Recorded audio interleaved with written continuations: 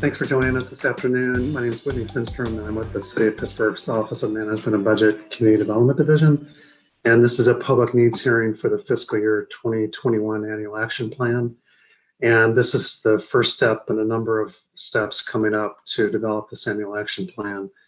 So I'll go through a calendar at the end, but I just wanted to welcome you and to give you an overview about the programs and the funding that's received by our portion of the city. As I said, my name is Whitney Finstrom. I'm Senior Manager of the Office of Community Development, Office of Management Budget Community Development Division. And here's my email address if you have any questions as we're going through this presentation. And I'll have this information at the end of this presentation as well. So as I mentioned, this is a public needs hearing. Really the intent is to hear your input and your feedback in terms of how you think the federal funds should be best used to benefit the city of Pittsburgh.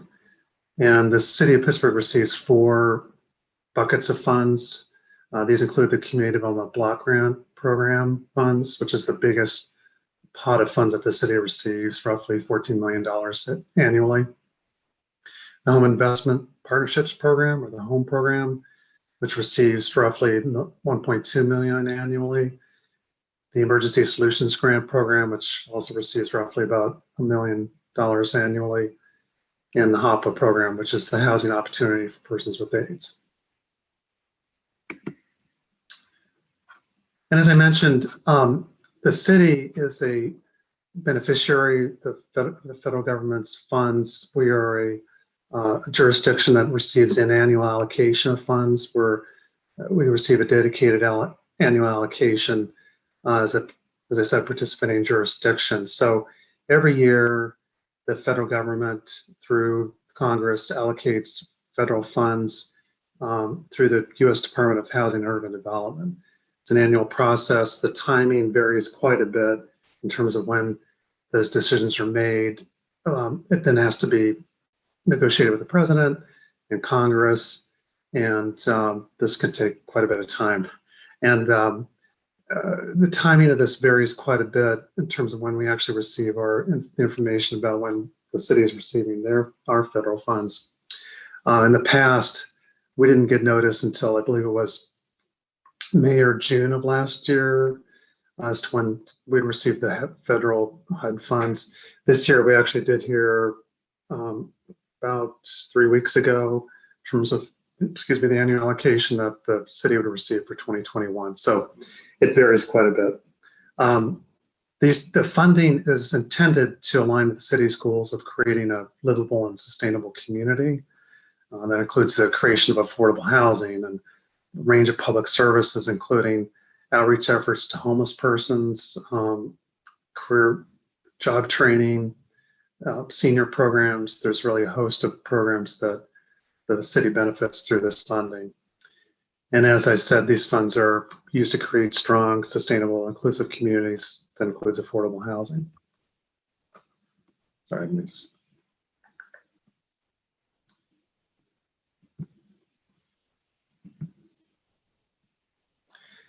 So as I mentioned, the city receives 4 entitlement grants. Again, CDBG, ESG, HOME, and HOPA, to use the acronyms we love to use. These are the 4 buckets of funds that the city receives annually.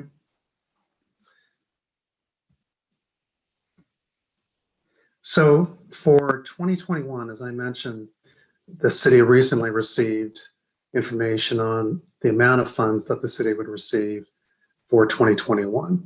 And if you look at the top bar here, for 2021, the city will be receiving $14,055,782 in CDBG, roughly $2.3 million in HOME, which is a little less than the city received last year.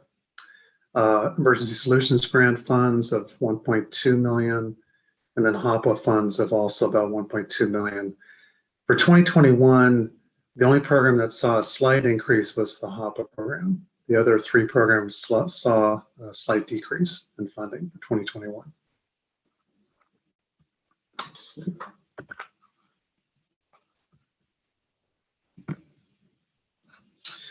So this is a part of a planning process. This is not a comprehensive plan. It's an annual action plan. So it's a little different. It's a plan that's specifically targeted towards accessing these federal dollars for community development. Every 5 years, the city has to complete what's called a consolidated plan, right, to set the priorities. And we did a 5-year plan last year for 2019 through 2024. That was the 5-year plan that was completed. And within those, 2020 through 2024, within those 5 years, every year there's an annual action plan. So for the 2020-2024 5-year plan last year, there was a 2020 annual action plan as part of that. And this is the second year within that 5-year time frame. So every year for the next couple of years, we'll be creating a plan within the 5-year window. And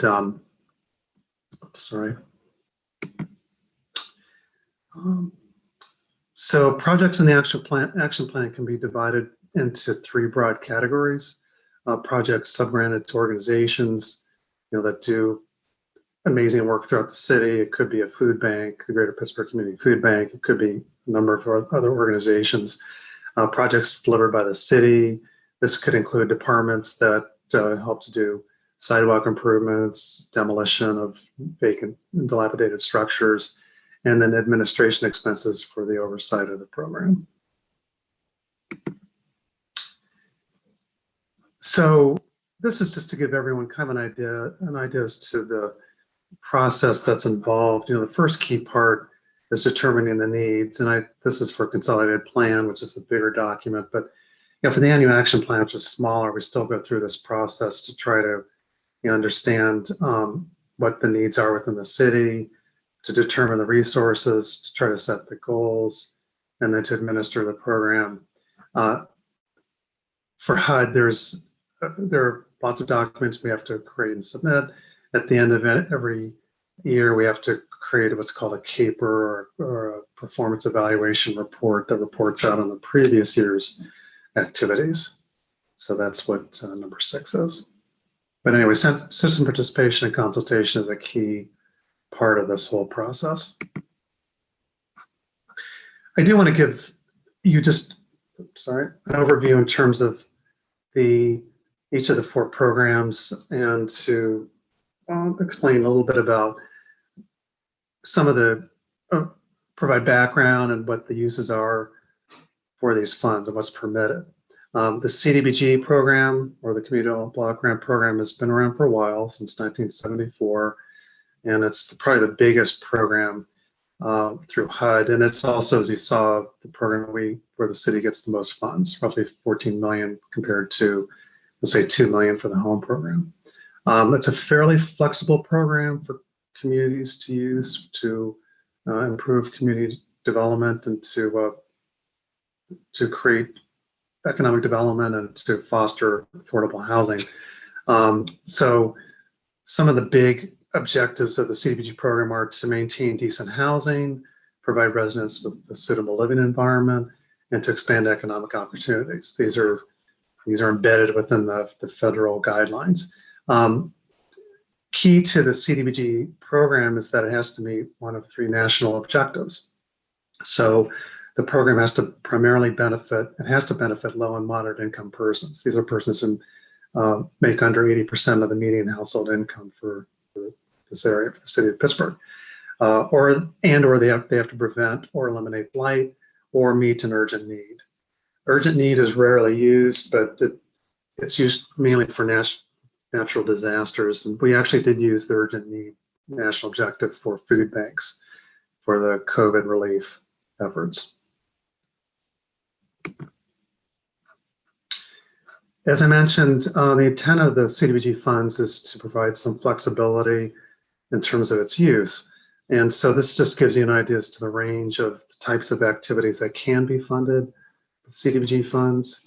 And I won't read through all these, but there's a wide range, including public infrastructure improvements, public facility improvements, rehab of residential and non-residential structures, public services, that's a big part, and then activities related to energy conservation and renewable energy resources, and then also economic development and job creation.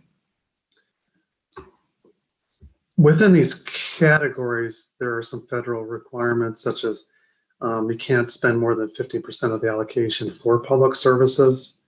The other piece with the CDBG funds is you can't develop new residential units with CDBG funds. There are some very, very tight exceptions to that, but generally you cannot use CDBG funds for new housing construction, but you can use it for rehabilitation of residential and non-residential structures. There are also things you can't do with these funds. You can't basically acquire, construct, or reconstruct buildings for the general government use of the government, right? So you can't redo the city-county building, for instance, with these funds. You can't pay for political activities. You can't provide direct certain income payments. And you cannot construct new housing. We were able to,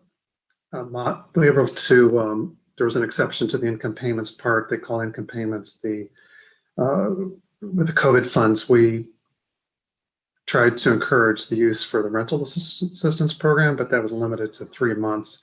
And that's due to this income payment. They consider that to be an income payment. So we had to require that no more than 3 months of rental assistance be provided. They actually extended that to 6 months as part of the COVID crisis, but generally that's considered an income payment.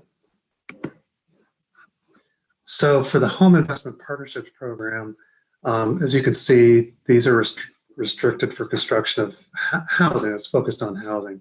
You don't use home funds for rehabilitation of public infrastructure improvements or construction. So it's strictly focused on housing, construction, rehab for housing for low to moderate income persons, or for down payment assistance. And as it says here, home funds can be used for both owner-occupied as well as renter-occupied housing. And the home funds, we actually work closely with the Urban Redevelopment Authority, and the Urban Redevelopment Authority utilizes the home funds for their housing programs. So we don't directly manage the home program, though we're responsible, the city is responsible for those funds, but those are utilized by the Urban Redevelopment Authority for their housing programs. And just to give you an overview in terms of the types of programs that qualify, these include rental housing, owner-occupied housing, homebuyer assistance, rehabilitation, and new construction. So it's quite a wide range of flexibility to utilize those funds for affordable housing for low and moderate income households. So moving to the Emergency Solutions Grant, the third program that the city receives funds for. This is strictly, as you can see, strictly limited to serving homeless or those in jeopardy of homelessness. And there's a formula grant process for the awards that the city receives, but this was also as part of the adoption of the 2011 HERF Act that revised the eligible uses of these funds. We do work closely with Allegheny County Economic Development on the Emergency Solutions Grant program, so we're a partner with them in terms of delivering the Emergency Solutions Grant program. And the big programs under this umbrella include rapid rehousing, right? So the tenant-based rental assistance program, as well as street outreach. And street outreach includes engagement, case management, emergency health services, emergency mental health services, transportation, services to special populations. Just to give you an example, most recently, partially through the COVID relief, but we are working in a partnership with AHN, the Allegheny Health Network, on an innovative street outreach program currently. So that's just to give you an example about the type of street outreach program that's currently underway. The fourth program is the Housing Opportunities for Persons with AIDS, or HOPWA. And as you can see, it's the only federal program dedicated solely to the housing needs of persons living with HIV and AIDS. And the program offers short-term rental assistance, mortgage and utility assistance, long-term tenant-based rental assistance, permanent housing facilities, and services, referral services, primarily to healthcare programs. We work closely, the cities work closely for many, many years with the Jewish Healthcare Foundation, or JHF, on the HOPWA program. So they're actually the direct recipient of these funds. They receive roughly $1.2 million a year to help to carry out the programming for the HOPWA program. So as I mentioned earlier, I just wanted to provide an anticipated timeline for this annual action plan for fiscal year 2021. The annual action plan will be put on public display. That's what I mean by the draft action plan released. Is actually it'll be on a 30-day public comment period. So we'll have it available on our website, the City of Pittsburgh's Office of Management and Budget Community Development Division's website. We'll probably post it on the city's general website as well. We'll have it available to as many people as possible. Given that we're doing this digitally, in the past we had the document available, hard copies available in a number of locations throughout the city, but we're still under a digital format, so we'll have that available online. And upon request, if people want to see the PDF, I'd be glad to email that out as well. During the 30-day comment period, there will be a second public hearing we're scheduling for May 5th of 2021. The idea there is that the document would have been on display for a period of time, and then people can provide feedback on the document where they see things that need to be updated, changed, corrected, and whatnot. So the end of the 30-day period is May 10th, and then shortly after that would be the City Council approval of the action plan during May 2021. I don't have an exact date for that yet. And then roughly May 14th is when this document would be submitted to HUD. HUD has roughly 45 days to approve or not the annual action plan. So that would occur sometime between May 15th and the end of June. And then we would get our approval, and then the process would start to be able to begin working on contracts for 2021. You may ask yourself, why does it say April 1st as the contract year start? Our actual start is April 1st for federal funds, because HUD is not, or the federal government has not had a budget cleared on time in a number of years. I don't think the city of Pittsburgh's received their allocation of funds on time for about 8 years or so. I think it's probably been about 8 years back, because typically we would need to submit this plan by February 15th. It's supposed to be 45 days before the start of the contract year, but we didn't receive information on what the funds would be for 2021 until I think it was the middle of February. And then they provide a window of roughly 60 to 90 days to be able to create the plan and then to submit it.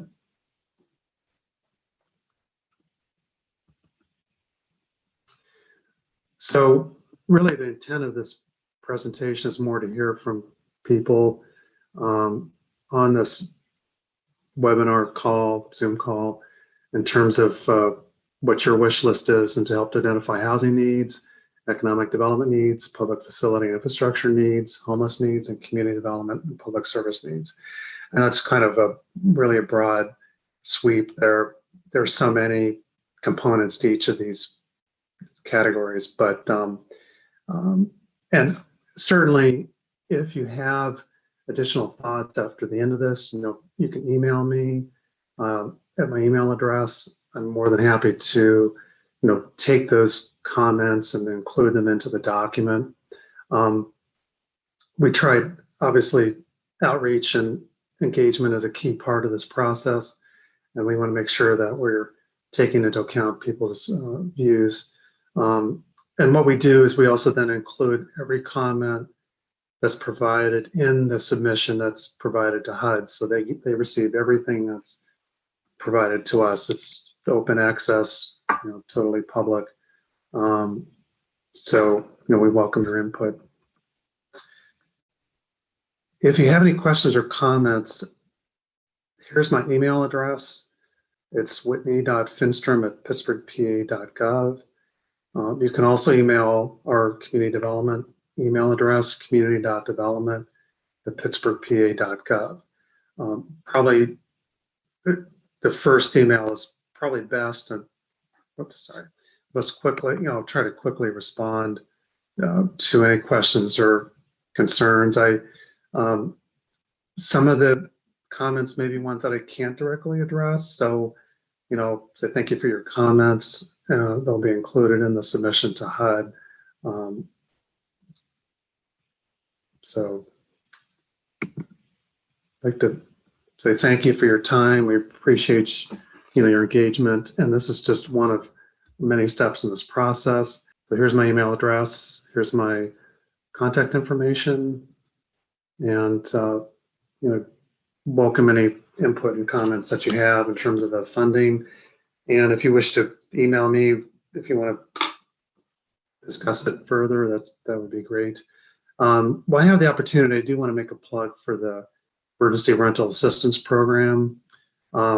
This is to help renters and with households with rental assistance and utility assistance in the city and the county.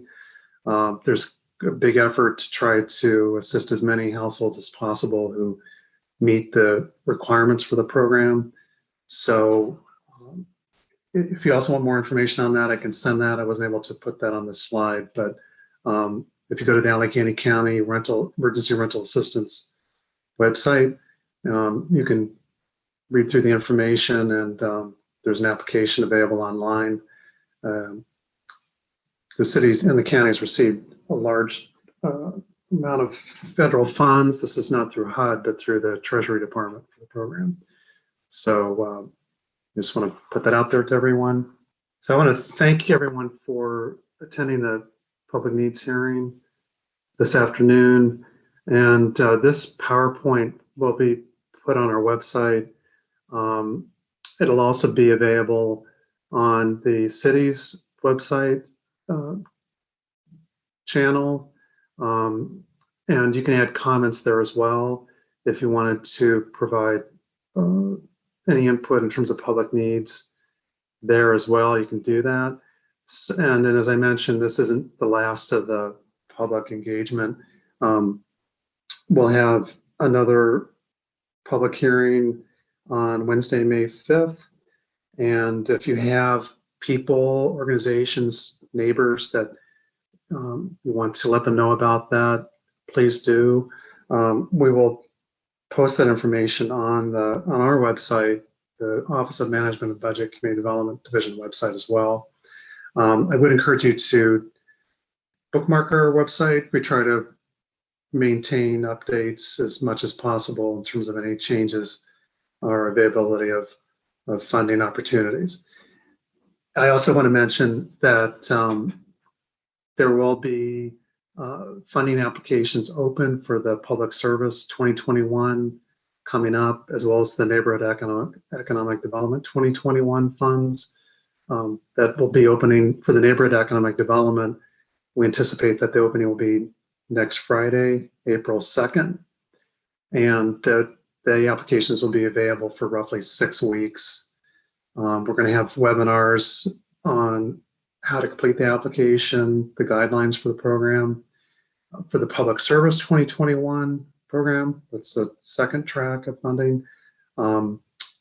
we're anticipating that will open up probably in 2 weeks from this Friday.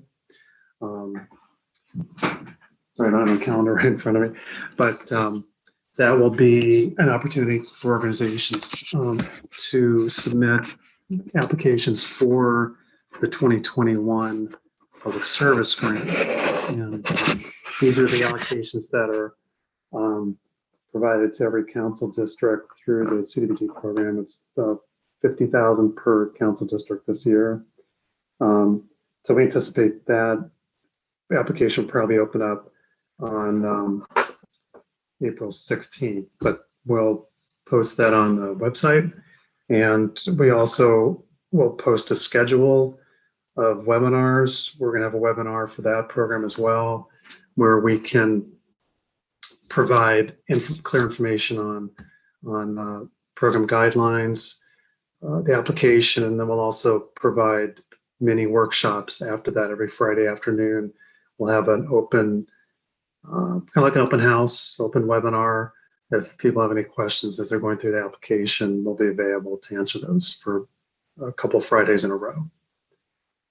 So I want to thank you for attending the public needs hearing, and do feel free to email me if you have any questions, any input. And I hope you have a good afternoon. Stay safe. Thank you.